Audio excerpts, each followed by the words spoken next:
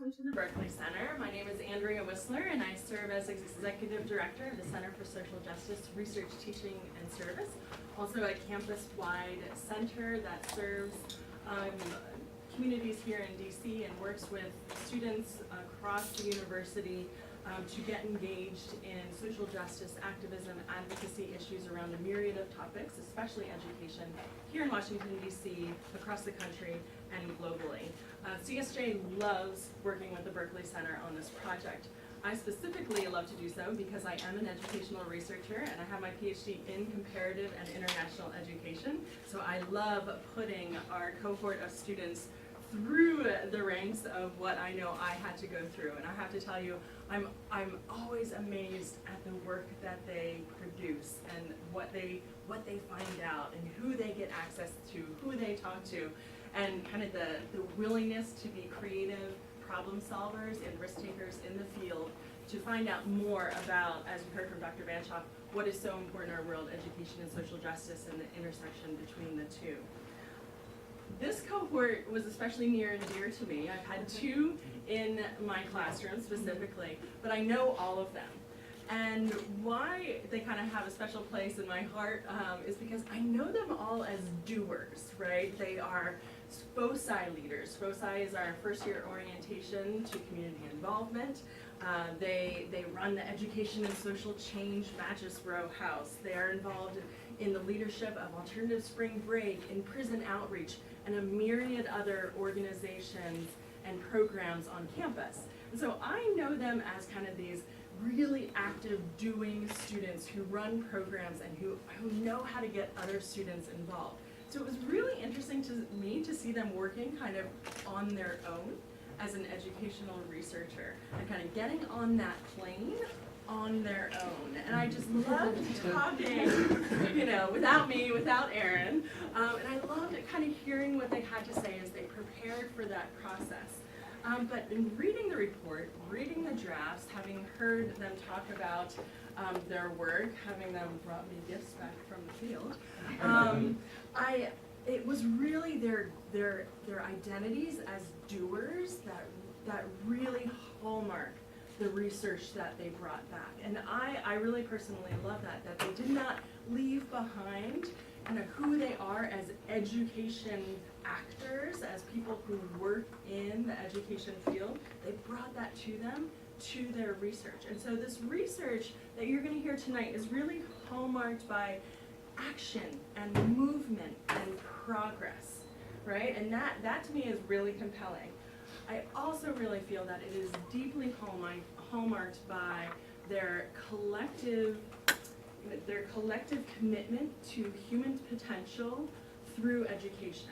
Right? Their collective commitment to breaking down barriers and structures that prevent people from accessing education in order for their own flourishing and their own fulfillment. So I'm really excited to hear them tonight and for you all to hear them. I want to give a shout out to all the Jesuit communities around the world who serve our fellows.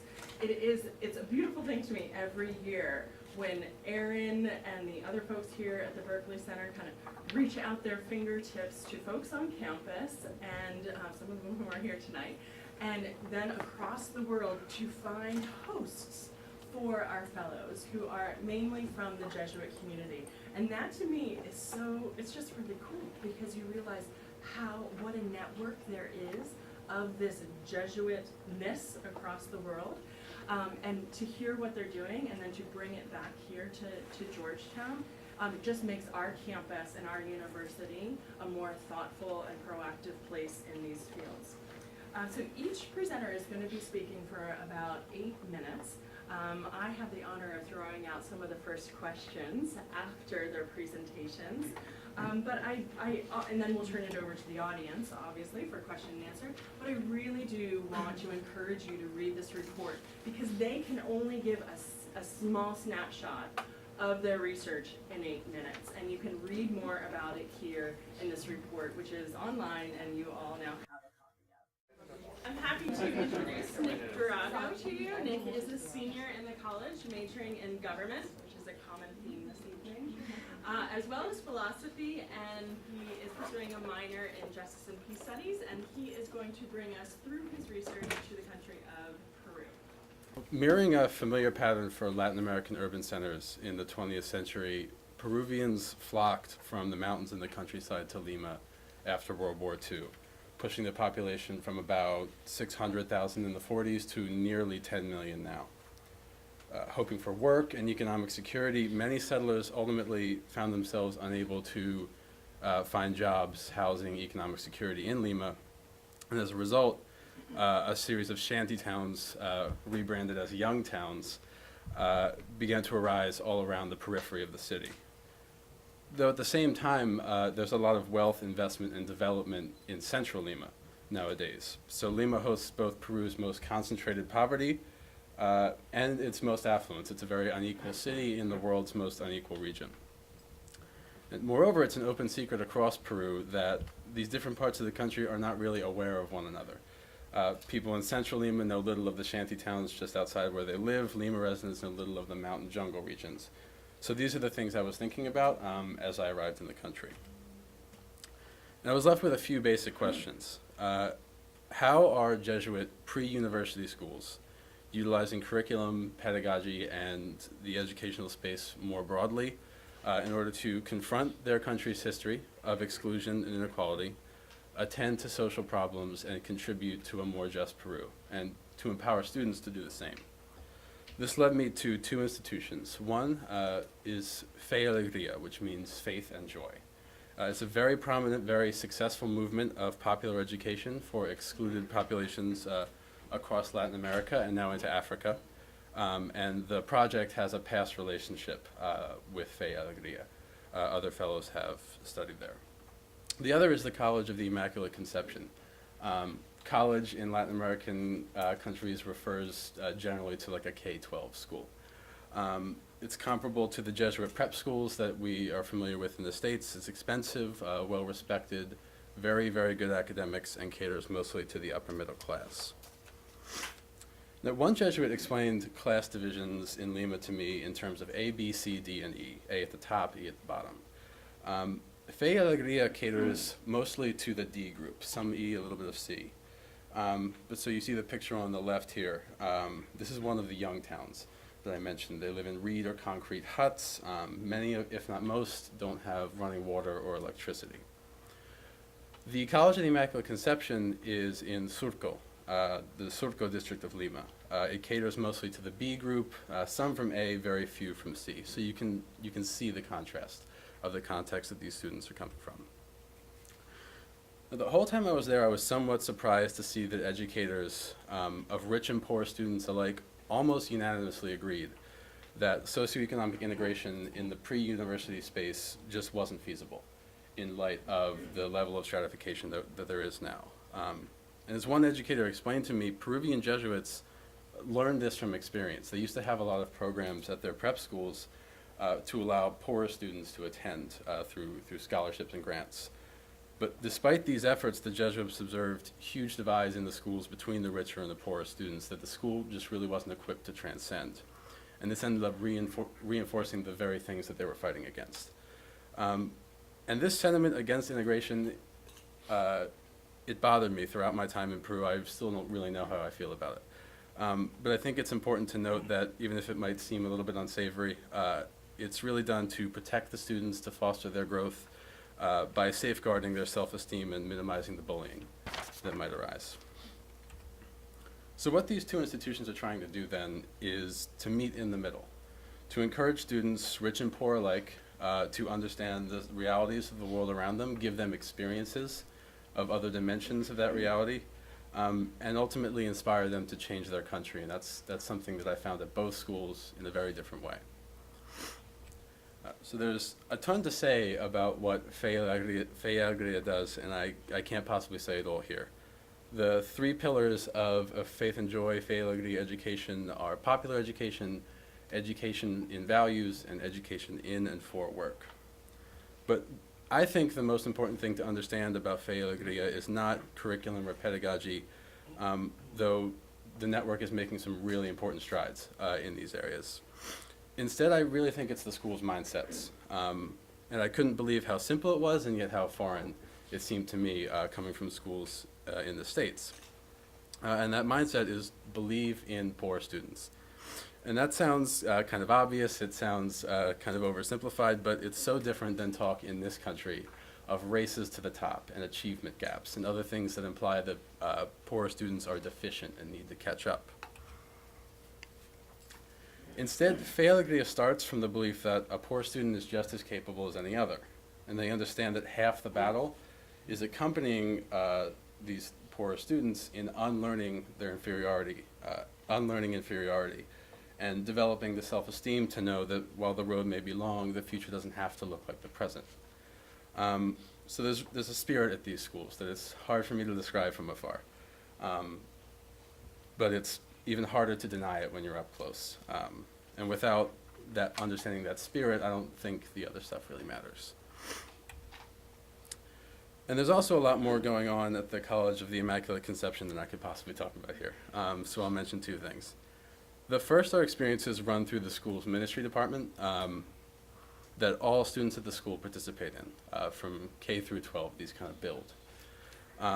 Culminating in a week-long immersion experience in their senior year to Ayacucho, which is an impoverished rural region of Peru. And they live and work alongside farmers there. And the idea behind all of these experiences at all the different levels is that the students come to see and experience the realities of poverty in their country. Remember, these are students from not quite the upper crust, but very comfortable students from the upper middle class. And what's really neat about the way the school uses its resources is that they don't just sit on them. They use them to model a better country.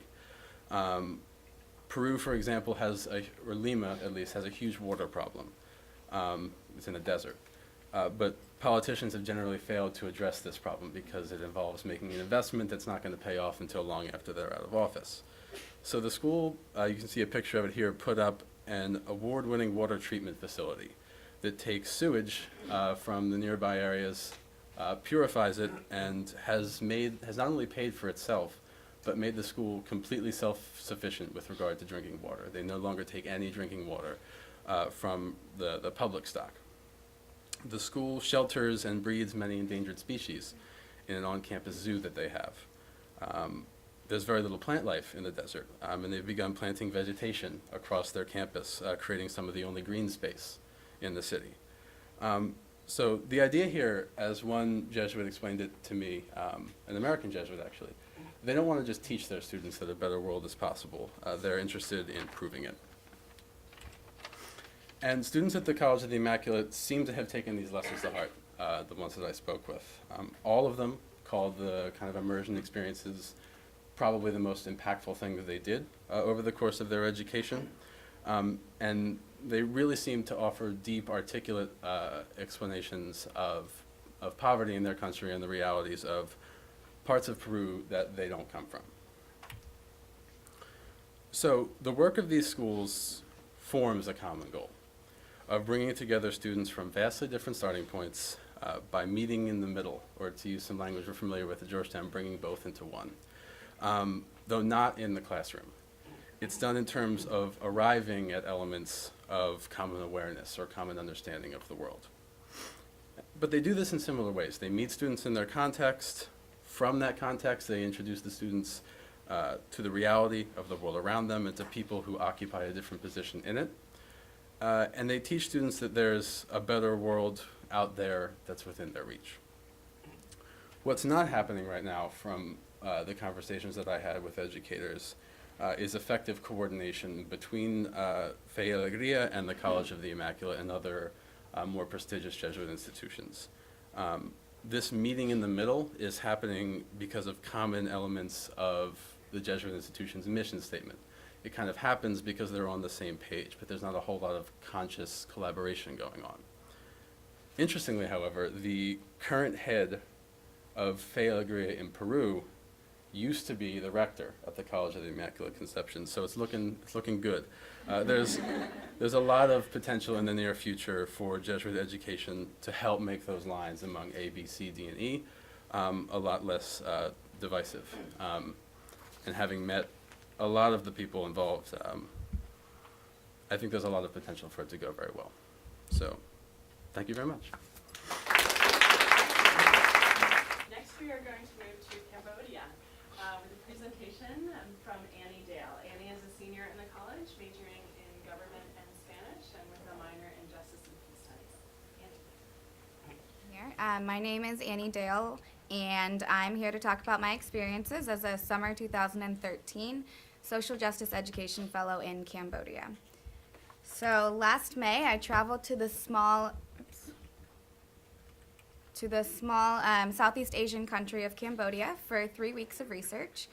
Located in the southern portion of the Indochina Peninsula, Cambodian culture features deep roots in Theravada Buddhism and an intricate connection to the legendary Khmer Empire. And in traditional Cambodia, education was offered typically in Buddhist temples, and it was only available for males. However, today's education system is managed by the Cambodian government and is formally available for male and females of all socioeconomic levels. However, through research before my arrival, I noticed an extraordinarily sharp increase in school dropout rates in Cambodian children, specifically between primary and secondary schools. So I dedicated my time in Cambodia to researching why this sharp dropout rate is happening and what is being done about it. So while in Cambodia, I lived in its leading rice-producing province, Battambang, among Cambodian neighbors and other international volunteers. I was hosted by the Apostolic Prefecture of Battambang and the amazing Father Enrique Figueiredo, who is known by all who know him as Father Kike. And they allowed me to tag along with their education team and their outreach team. So Cambodia's history provides a really rich and a complicated base for my research on education. It's essential to mention the horrific Cambodian genocide perpetrated in the 1970s by the Khmer Rouge under the rule of the dictator Pol Pot. In the massacre of over 2 million Cambodians, the Khmer Rouge specifically targeted the educated class and regarded education with undiluted hostility. They executed thousands of teachers and converted many schools into concentration camps. So the effects of this absolute destruction are still tangible today in Cambodia's education system, and that's 30 years after the fall of the Khmer Rouge regime. The genocide unfortunately left an unfathomable need for education with an extreme lack of support for educational institutions in the country. So with these past events haunting Cambodia's presence, I turned to over 20 Cambodians, teachers, students, principals, government workers, and fellow volunteers to get some answers to my question: why is there such a staggering increase in school dropouts, specifically between primary and secondary schools? So UNICEF reports that while school participation for both male and females in Cambodia is about 85% for primary schools, secondary school participation is at only about 44%. So one educator I spoke with expressed his biggest concern for his students as dropping out and not getting the quality education they deserve, as if they were to transfer into secondary school and beyond. So through my research, I identified 4 contributing factors that were encouraging youth dropouts between primary and secondary school. These factors are lack of parental support, financial inaccessibility, physical inaccessibility, and forced child labor. Today, due to time constraints, I'll focus on just one of these factors, and that was the one that I found most compelling and most relevant to my research, and that is the social justice issue of child labor. So while the legal working age in Cambodia is 15 years old, a 2012 study by the World Bank revealed that an estimated 1 in 4 Cambodian children between the ages 5 and 17 is forced to work due to extreme poverty. So that means that there's over 1.5 million child laborers in Cambodia today, and over 75% of them work in hazardous conditions. So many of these children are put to work in their families' rice paddies for 12 hours a day of manual labor. Others, for example, work in brick factories, clothing factories, or in small family-run convenience stores that you can see on the streets when you drive through. As my fellow volunteer, a Cambodian woman with over 15 years experience working in education told me, the parents often tell the children, quote, "Why do you need to go study if your family doesn't even have 100 real to buy something? You need to work. Except for in primary school, the children have to work in the field." Another notable trend has developed within the last 15 years. So as Cambodia struggles economically, its western neighbor Thailand has experienced relative economic success as well as minimal monetary inflation. So parents of Cambodian children often leave for Thailand to earn income, forcing their children to go with them and thus pulling them out of school. Many people said that they could earn up to $5 for a day's work in Thailand while only less than $1 in Cambodia. So many of the children that will go to the Thai border with their parents will end up picking up trash, begging in the streets, or even working in the sex trade. And child labor is a crucial threat to children of all ages in Cambodia, but especially detrimental to children of secondary school age. That's because this is the age when children are getting big enough and strong enough to be able to work in the fields or in factories under poor conditions. And it's also the age in which they are targeted specifically by traffickers. So the forced labor of children, particularly at the pivotal ages between primary and secondary school, contributes significantly to the staggering dropout rates. But it's also, as I mentioned, connected to and supplemented by lack of parental support, physical inaccessibility, and financial inaccessibility, which you can read about in the full report. So I then asked, what is being done about this? And I identified 3 functioning strategies to reduce the dropout rates at this specific point in a child's education. These strategies included the establishment of hostel-like homes, community outreach and school building, and the administration of rice scholarships. And today I'm just going to focus on discussing the third effort, which is the administration of rice scholarships. So as I mentioned, most of the students are dropping out between primary and secondary school as they are reaching the age of physical maturity necessary to work on their family's rice paddies. Identifying this trend of labor forced upon the children by their family, Father Kike and his team came up with a system of rice scholarship to provide the family with a form of conditional compensation for allowing their children to attend school.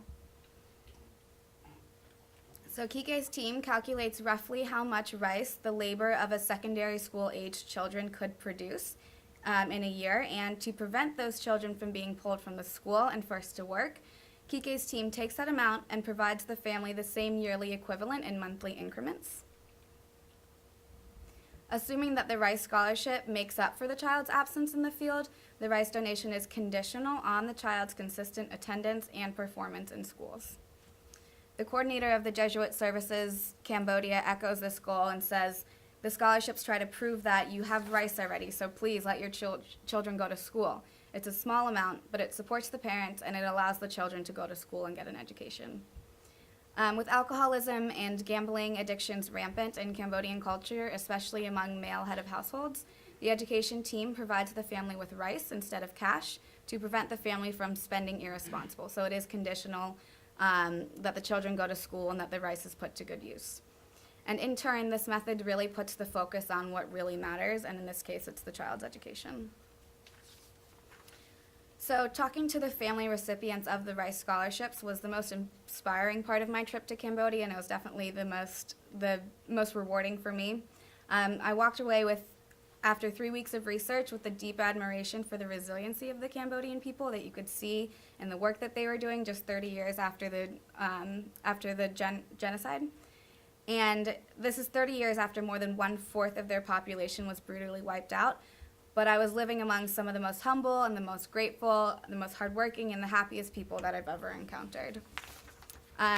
I often marveled at how Kike and his team, who are amazing, were able to continue working so hard towards education equality in Cambodia's rural youth when the disparity between rich and poor students was so significant.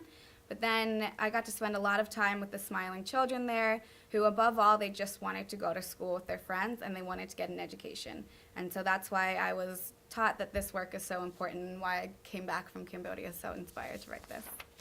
So, thank you. Thank you, Annie. Next, we turn to Argentina with a presentation from Sarah Barron.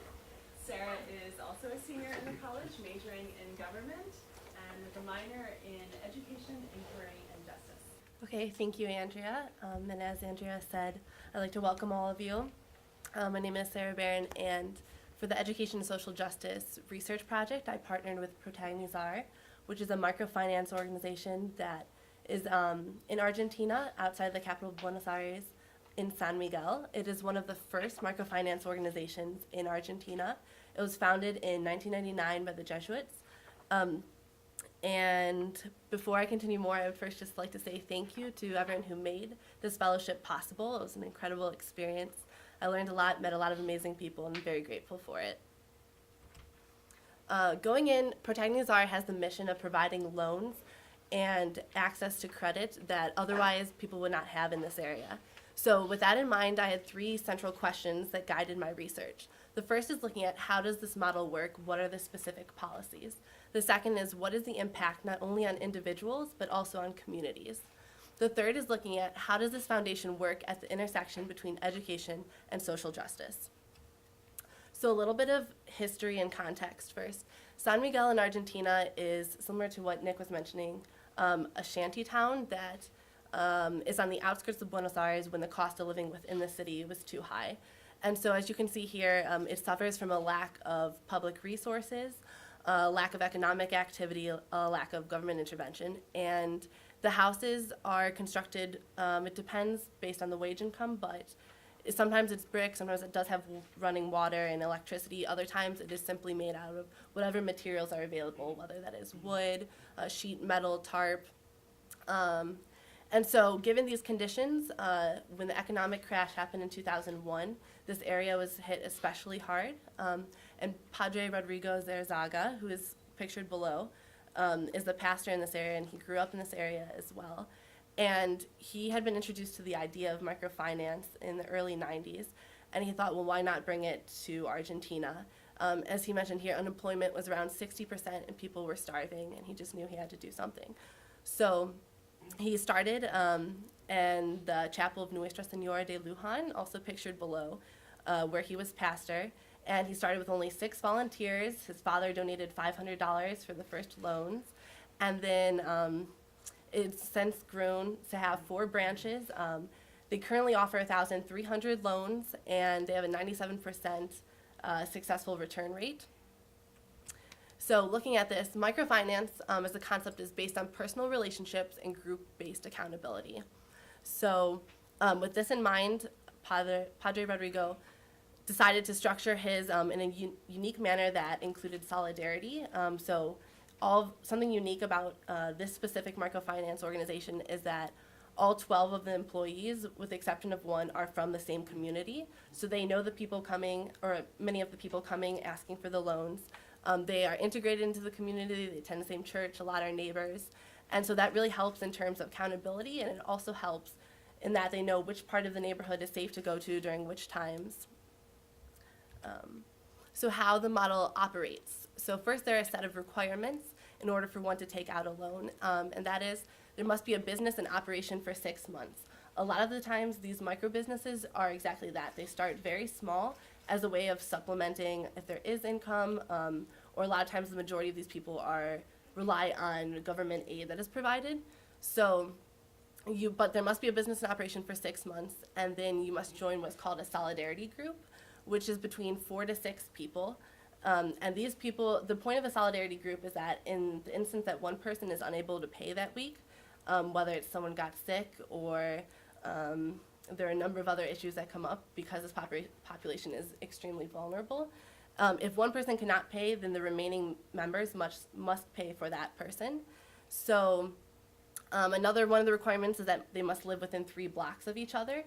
And this makes it easier for the economic evaluations that take place and for communication among the group. Then, as mentioned, the economic evaluations are done by the credit assessors at Protagonizar.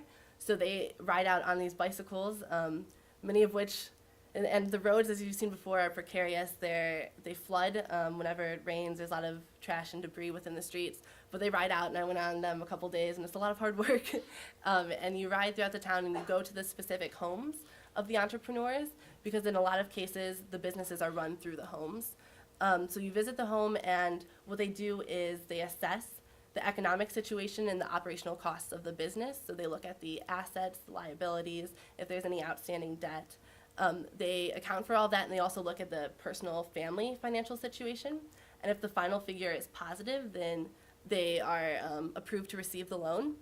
The loans typically range from 50 to 3,000 US dollars. So these are very small amounts. And these loans are necessary because this area does most of the financial transactions are in cash. They're not bank accounts. And so also the only other options are the pagos diarios, which tend to, they do offer loans, but the interest rate is incredibly high compared to Protagonizar, which is 5% lower than the commercial banks as well. And so one of the problems is that if they cannot pay with these high interest rates, the alternative is the threat of force. So there really is not access to loans for these small businesses, and that is where Protagonizar stepped in. So they receive the money all at once and then pay it back weekly, usually on a 10-week plan. So looking at the results, as I mentioned before, there are currently loans to over 1,300 people. The micro businesses are of a wide range of commercial, production, service. These include small kiosks, people that knit goods, people that will buy clothes from other vendors and then resell them, people that produce food, sell street food. There are also services. There's a tattoo artist. There are people that construct baskets. So there's truly a wide range. 75% are women. And if you look at the statistics of arrear, which is the number of people who pass the weekly payment plan, so say if it was 10 weeks, past that 10th week, they have not paid yet, is in the average market 5.5%. At Protagonizar, it is only 2.2%, which gives them a success return rate of 97%. So this is truly incredible, just looking at those numbers. But then also, when you look at the impact it has on individual lives and the entire community, it becomes even more impressive. So pictured here is Rosa. She was one of my favorite entrepreneurs that I got to meet. I cannot go into her whole story because I don't have time, but you can read it online. It's incredible and inspiring because she went from being homeless and having 7 children depending on her to now she has her own house. And she was really excited that she had just installed running water. And all this happened in the span of the 13 years that she'd been working with Protagonizar. So there's evidence of economic development, both in terms of more markets, a higher level of productivity, but then there's also another element of education in terms of financial literacy. A lot of the people, or everyone who receives a loan is required to take a class called Cuentas Claras, which goes over accounting and basic fundamentals of finance that helps them give them a little more formal education to put towards their business. Another impressive aspect is that with economic development, a lot of the profits go straight into investments, especially since Argentina has such a high inflation rate. So that goes either investments into the business or it goes into providing the food and the basic needs of health and shelter, improvements on the house, or usually then it goes to the education of the children because 75% are women. The first thing they want to do is put it into their children's education, whether it's buying supplies or sending them to a private school, which are slightly better performing than the public schools within the region. Another educational impact is the social values that it encourages. So these teams are working together, so encouraging communication, time management, and also a sense of solidarity. You're no longer an individual working by yourself, but you have a team to rely on. This is also a solidarity that continues among the entrepreneurs and the employees too. It's many times, so every time they do an economic evaluation, they also do periodic checkups, and they're always asking, how's your family doing? They know who's sick, they know if anyone has died, they know if someone has gotten married. They really are integrated into their lives, also as part of a family, as many of them described. And this goes both ways. A lot of the times the entrepreneurs will offer invitations to family gatherings or birthday parties. So there truly is a sense of solidarity among both the foundation and the people. So looking at the intersection then with social justice, I think this quote from Padre Rodrigo just sums it all up. He says, "We like to assume that this set of opportunities is a level playing field, but it is not, especially in developing countries. Social justice is leveling the field. We are hoping to level the field by providing access to credit.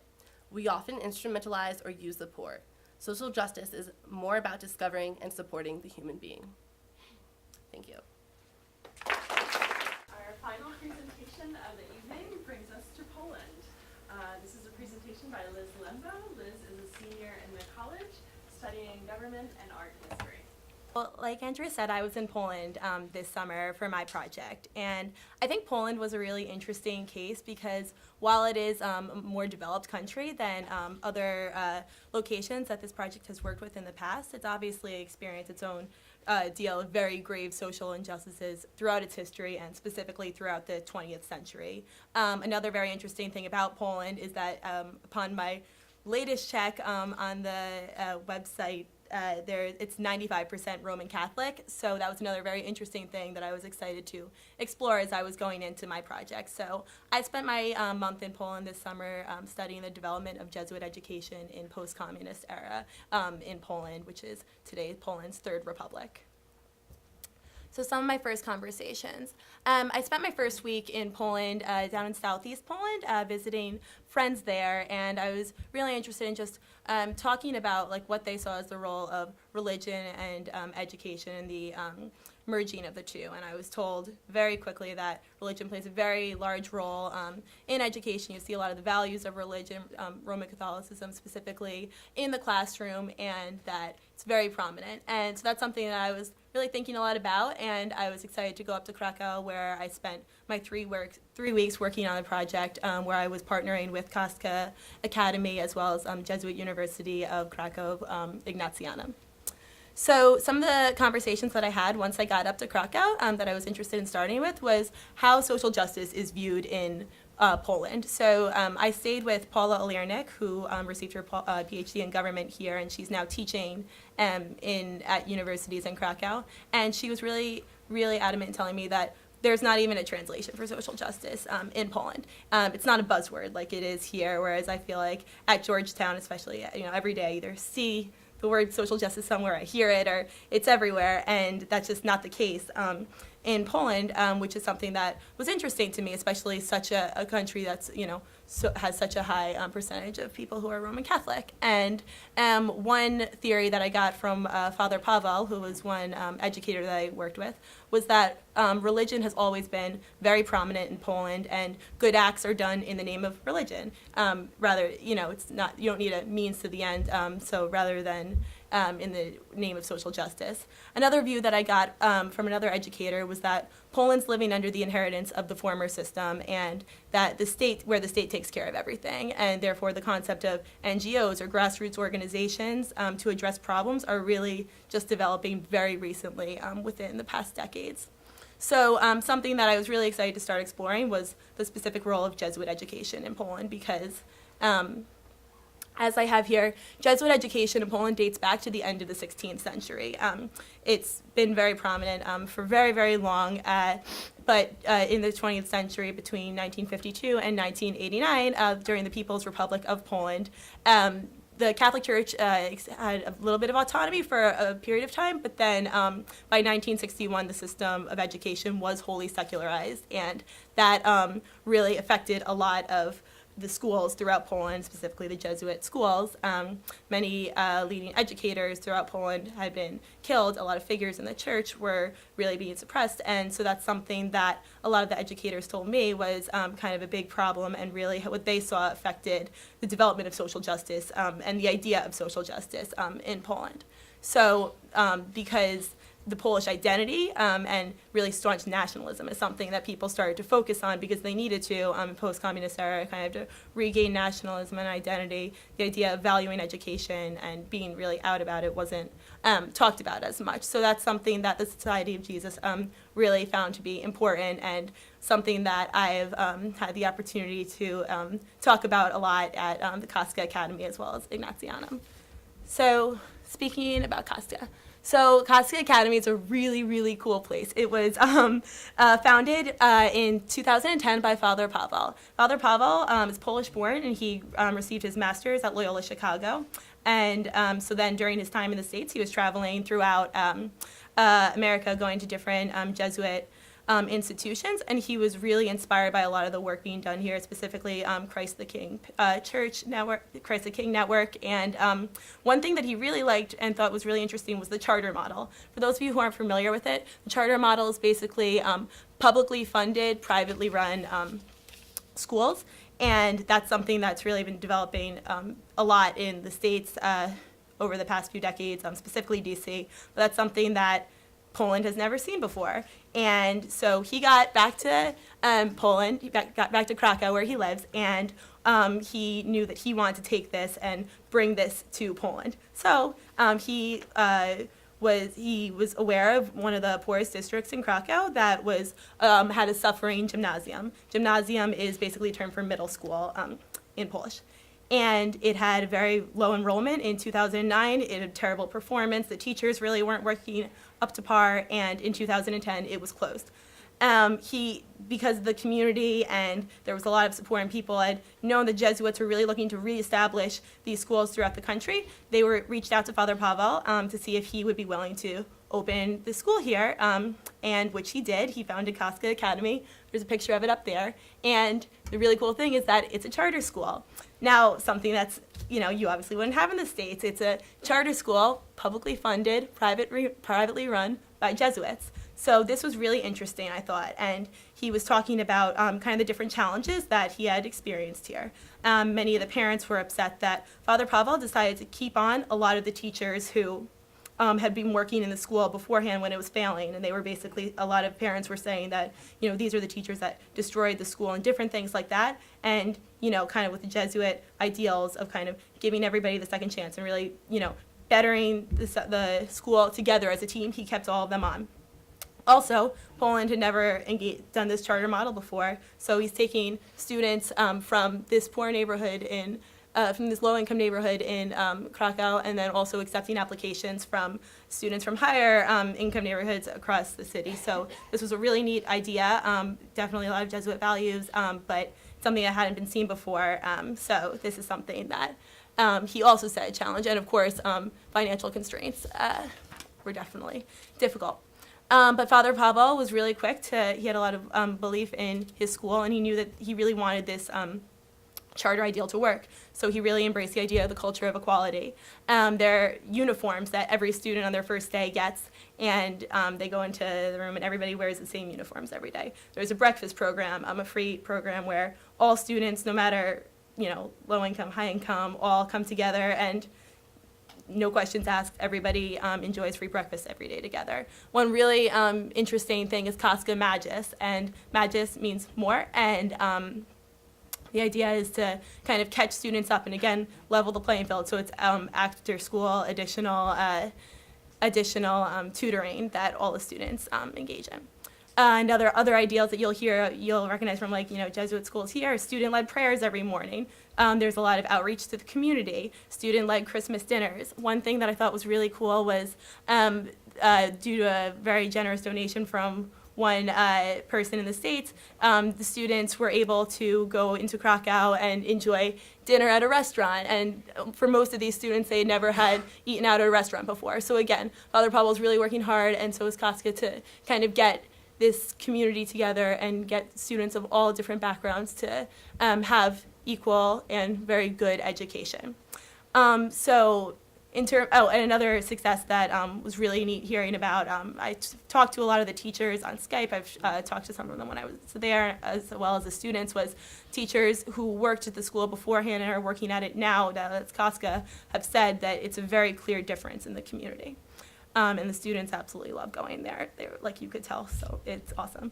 So kind of moving forward and kind of where Koska is going now, they're really developing it. It's a great school. They have new language labs, and they have a new turf field, and they're just really kind of embracing this idea of making top education a priority for all students, no matter their background. It's really early on, since it only opened in 2010, so they can't really track the results, but they're kind of working on it. But there's a wait list of over 300 kids right now to get into the school, which you see at a lot of top charters in the States. So I think one of the greatest successes of this is definitely the idea of having more charters throughout the country. And also they want to move Koska through high school. The next place that I worked with was Jesuit University of Krakow. So Jesuit University was founded in 1932 as a faculty of philosophy. It wasn't recognized during the communist era.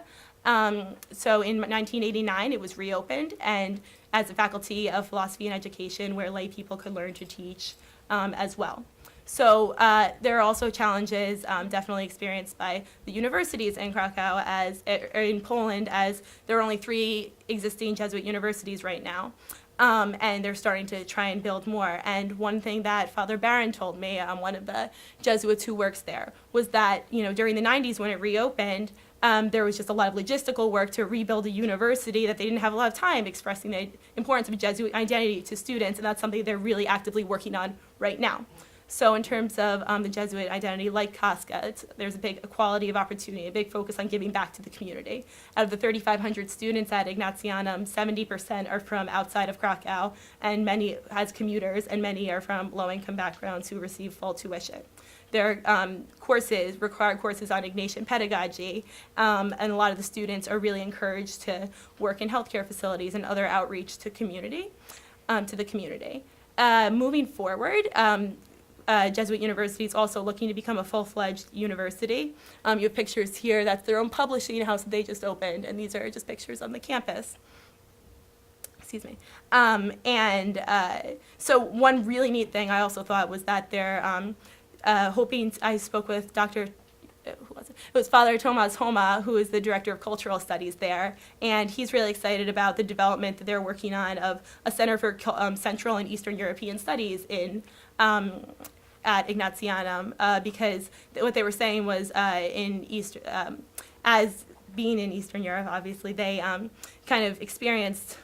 they lived and experienced the history here, and they want to have a center that really is able to educate the West rather than being, the West kind of leading the discussion, the education on kind of the history and experiences of Eastern Europe. They also want to have more language exchanges and abroad programs.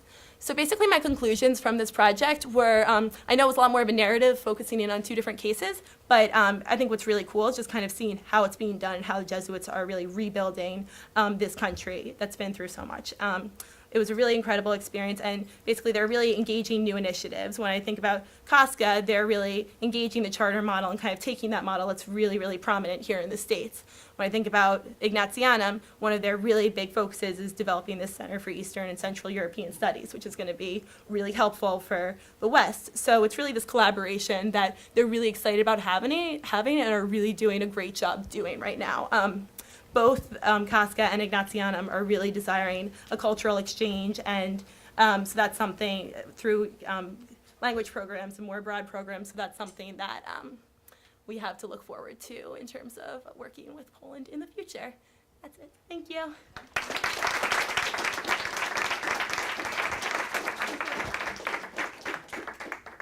Thank you. Now I'm going to ask actually all of our fellows to bring their chairs up to the front. And I'm going to throw out a question to them, and then they're going to pass around the mic around amongst each other to answer the questions, and then we will turn it over to the audience for your questions, for your friends, your classmates, your daughter, and Erin will have that mic that she will pass around to you all. Okay, I wanted to start with Annie and Sarah, actually. And in reading your reports and hearing your presentations tonight, again, something that had stuck out to me was these really charismatic personalities of the Padre and Father Kike. And I was wondering if you could just talk a little bit more about them, and what was it, what qualities, what skills, what did they have about them that inspired them, empowered them, and just kept them keeping on every day doing this work? Sure, I can do that first. Yes, Padre Rodrigo was definitely a very charismatic person with a lot of ambition. When I went and spoke with him, he said, so first he recognized the need. And then second was he had read about microfinance in the 90s when he was, it was Muhammad Yunus's book. And then he came back and he asked his Jesuit superior if he could try and start his own with his parish. And they said no. And so he said, okay, and they went back and did it anyway. And then later, the news, they were featured in a news article of Buenos Aires about how successful they were. It was maybe a couple years after they had started and gotten running a little bit more. And then the superior was like, oh, yes, this is amazing, we approve it. So, so determination is definitely another factor that played a big role in that. I also remember asking him, how, like, was it difficult in the beginning? Can you talk about the highlights and lowlights? And he said no, because everyone that he was working with, all the volunteers, were his friends. And he said it was because they were parishioners at the church with him. And he said it was really fun. And they worked together as a team and as a family, and they had the same common goal that they were all striving towards. And so he stepped away a year and a half ago, and he's now he recognized that he was called to be in another place, because one of the things was that a lot of people had started calling it like Padre Rod's loans, and he said it's not about me. And so he said that the problem now is political in Argentina, and so he's trying to open a master's program in a think tank that will train leaders in social justice, political leaders in social justice. So it was incredibly inspiring to meet him. He had a lot of vision, ambition, and he was also able to bring people together. So Father Kike, as I mentioned, he is a Spanish Jesuit, and he's been in Cambodia for a couple, I think maybe 20 years now. Is that right? Okay. There's someone else in the room who knows him quite well as well. But he is an extremely hard worker. When I first met him, you see him in his office, and he's working hard, and they have the Apostolic Prefecture of Battambang does everything in the community. They're one of the only Catholic staples within the community that is extremely dominated by Buddhism. But they have Mass every Sunday, they have these outreach, the education team, they have a health clinic, they do all this stuff. And so he's a hard worker, but beyond that, something that really stuck with me is just how much he loves Cambodia and how much he loves the Cambodian people. He started out working with the refugees in Cambodia and has been there ever since. And he comes to and from Spain, bringing new volunteers in every year, bringing in his own family to come and see him, and just seeing him with the kids that he works with, seeing him saying Mass in Khmer. He speaks Khmer perfectly now and is just so engaged with the community, and everyone in the community loves him so much. So I think for him, and what I've observed, is that he just is so in love with what he's doing, and from what I know has absolutely no plans to ever leave, because he's doing so much, and he just really enjoys and respects the people of Cambodia. So. Okay, my next question is for Nick and Liz. So when I read drafts of both of your reports, both of you had a lot of questions that you kind of entered your context with, and at the end of your reports, you still had a lot of questions that you had about Peru and Poland. And in hearing your presentations tonight, I still have a lot of questions. So I'm curious as what you think a next step from your research would be in research, right? What would be another research question that you or somebody else could pursue that comes out of your current research? Is it in Peru or Poland, or is it another Eastern European country, or is it here in the United States with the comparisons you were making, Nick? I'm just interested in hearing, where you think the next step might be in research, given what you learned and what you still want to know. I guess what interested me about the way that I was able to take this project was, like Andrea said, that it's very common themes, very kind of familiar archetypes of schools.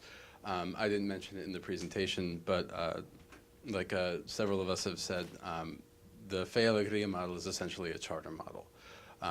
It's about 70% state funded with some outside funding, and a different religious order runs each one. And while I really wish I'd been able to go deeper in Peru, I would really, if I, the Jesuit, the Berkeley Center would have tossed me a bunch of money again to go somewhere. I would like to go somewhere else, even if maybe New York City, or to see how these same things are happening. The same kind of relationship could be built. Or isn't being built among these different facets of Jesuit education. That's what really drew me to the topic while I was in Peru.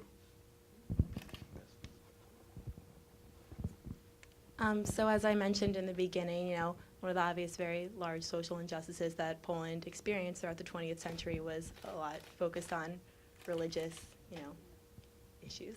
And that's something that I was really interested in talking about and learning more about, but again, due to kind of limited time, limited ability on what to write about, it wasn't something that, I was kind of focusing more on other things. And that's something that I'm really interested in learning more about, and kind of the initiatives that are being taken now that social justice is really being put on forefront, specifically by Jesuits, like what's being done in teaching students, specifically younger kids, where I think it's really important to learn like the importance of religious pluralism and the importance of kind of accepting people no matter their religion. Obviously, it's not something I kind of was asking these middle schoolers when I was like interviewing them, but it is something that I talked to Father Pavel and some of the leaders at Casca about kind of what's being done, and that's something that they were really receptive to, and kind of saying that they're working on programs in the future. One really cool thing that I was able to do that I didn't include in my report due to space was talk with a man from the Auschwitz Jewish Center,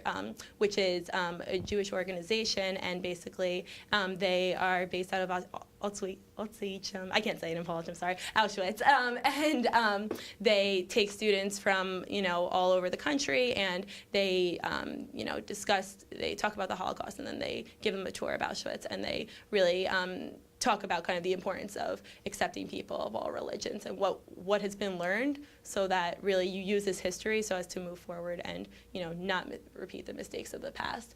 And that's something that students from all over Poland are invited to come to, and that's something that I'm really interested to see, kind of how other organizations, how the Jesuits work with other religions, other organizations such as this in the future. Thank you.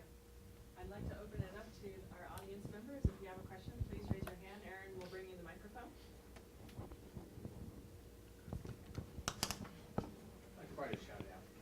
I'm gonna, just in case.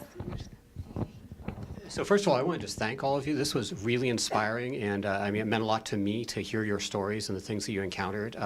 Father Rodrigo says hello. By the way, I've been emailing him. I took a picture of your slides while you were talking. He was shocked to see his picture up there.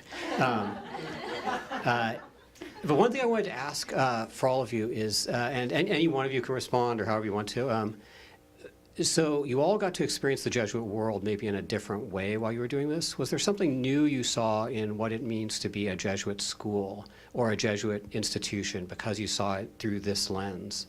Or did that add something to maybe the way you think about social justice? But I'm kind of wondering, is there something about like a Jesuit flavor that you saw in a new way, or sort of Jesuit sense that was something new or different?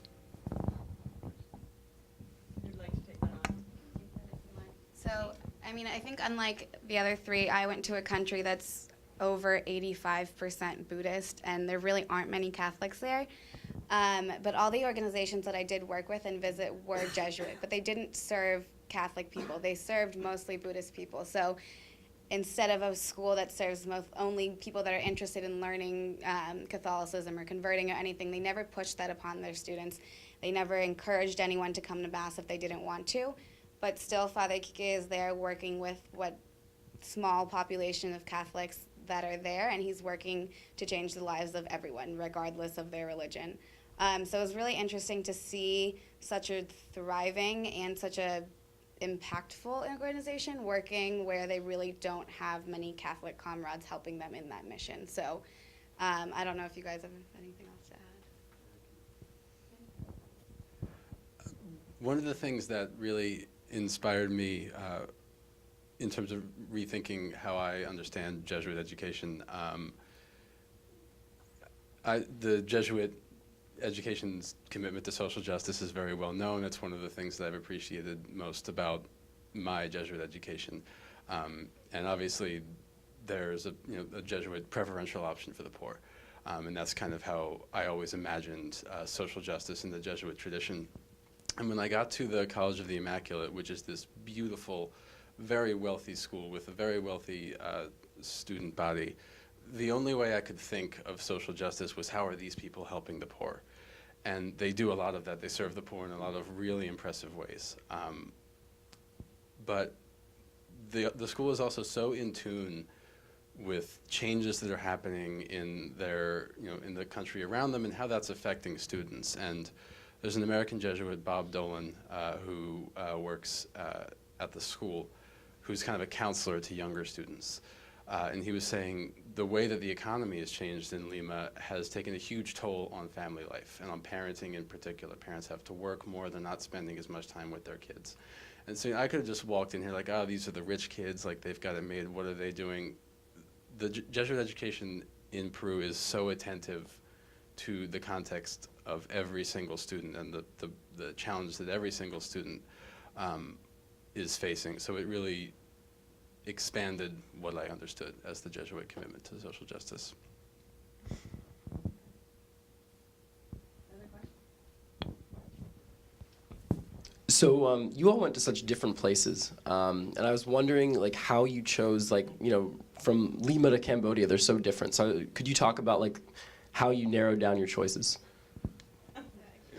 Erin.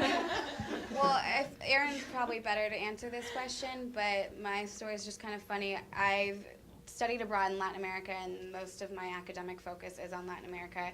And I got in the interview with Erin and Andrea, and they said, do you want to go to Latin America? Is that why you're applying? And I said, I mean, sure, but this is the coolest program ever that you get accepted, and you have no idea where you're going. Like, they could send you anywhere in the world. So I think in my interview they said, do you want to go to Latin America? And I was just like, I mean, no, I'd go anywhere. I've never been to Asia. And I just threw it out there. And Erin said that she noted that because they wanted someone to go to Asia. But it's up to higher powers. But I mean, I know for me, like I'd never been to Asia. Like I said, focused totally on Latin America. So it was the coolest thing ever. I'd never been to that part of the world, and I'm really glad that I got to experience it. So that's why this program is just the coolest.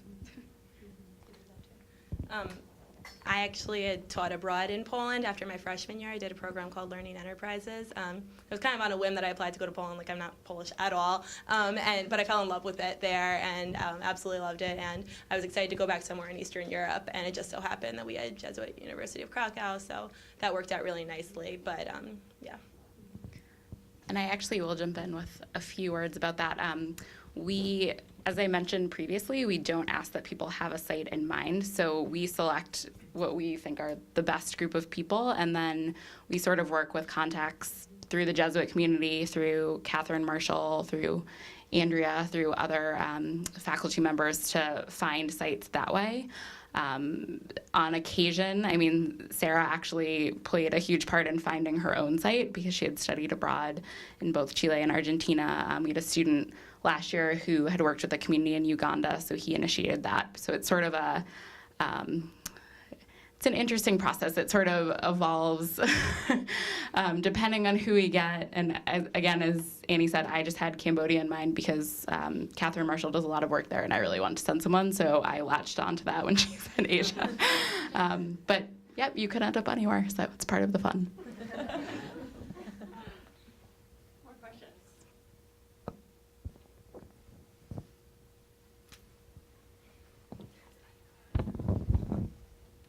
Great. Thanks a lot, everyone, for sharing your stories. That was really interesting to hear. Question for Sarah on Argentina. You know, one thing with the kind of the economic crisis in 2001, I've spent some time in Argentina, and you find just a lot of skepticism, like the financial sector overall. And I was wondering for microfinance if that plays at all into the minds of some of these loan recipients, if they still have this animosity of, 60% unemployment in some of these cities where people just lost everything, either what they had invested. I'm not sure if people at that level were investing a lot, but just kind of if you could talk a little bit about that and what you think the prospects are for expanding microfinance throughout the country. Yes, thank you for your question.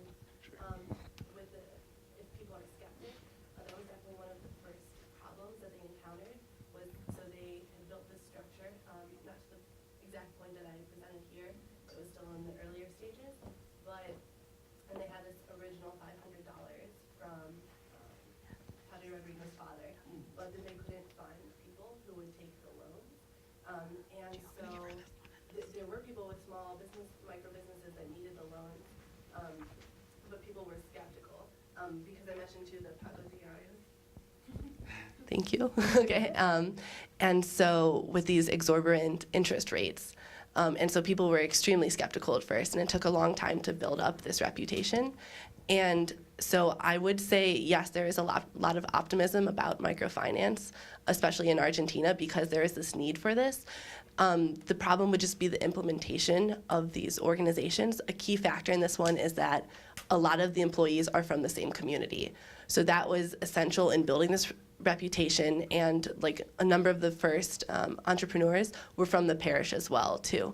So there still is a lot of skepticism. Cash is still very hard to get a hold of. I remember standing in line at an ATM for 2 hours, waiting to get money to pay the organization. And so there's still a number of issues with that, but I would say it's looking very optimistic if it's implemented in the right way.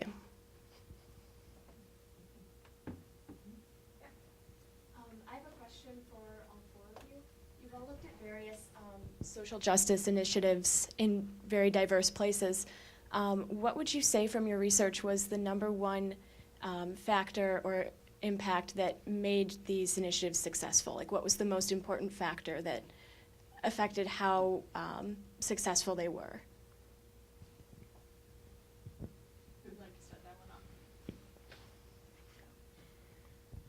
off? So for me, and what I kind of just mentioned with Father Kike, that he was so involved in the community, and like Sarah just said, they trusted the organization because it was people from the community serving people of the community. And a lot of the volunteers that work with Father Kike are they're Spanish, and they come from his hometown of Madrid. But they take the time to learn the language, and they're out there in the villages that, you know, it could take an hour motor ride to get out there, but they go out every day, they meet with the family, they sit down, they have mangoes with them, they really get to know the family, and like you said, they know if they're sick, they know what's going on in their lives. So I think what makes it most successful is building that community trust, and not only with Father Kike, but other organizations that I worked with, all of them had as part of their core values just really reaching out and getting to know the community, getting to know their needs, and also being there for them in a more personal way than just kind of as a business partner or as someone that they're serving. They kind of make them part of their own community of social justice. I would say one of the factors would be the role that empowerment played, because one of the goals of Protagonizar is to give people the tools to improve the quality of their own lives, but themselves. So they said that something different too is that the people were used to receiving money from the government.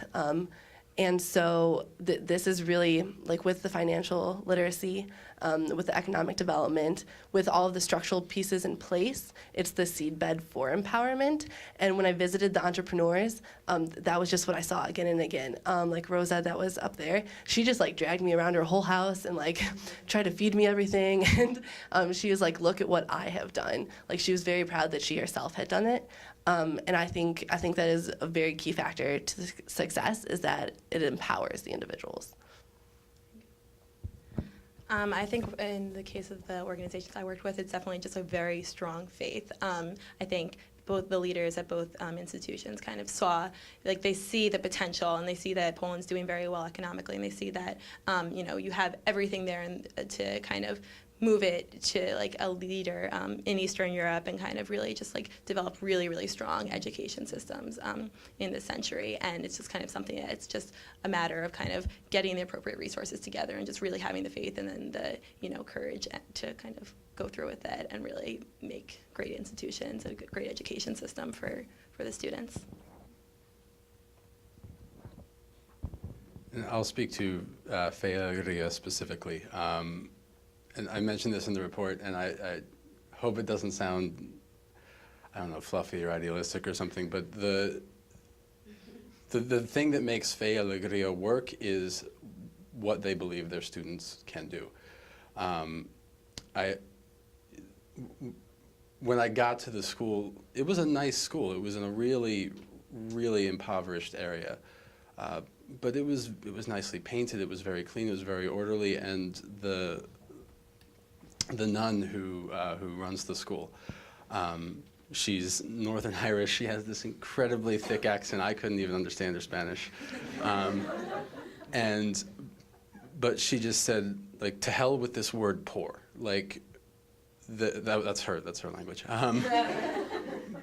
But, you know, the fact that they are poor does not mean that they deserve any less. You know, why is it unusual to you that they have nice desks and that that the school is clean and that, like, you know, it was humble and it wasn't nearly as kind of technologically advanced as the College of the Immaculate was.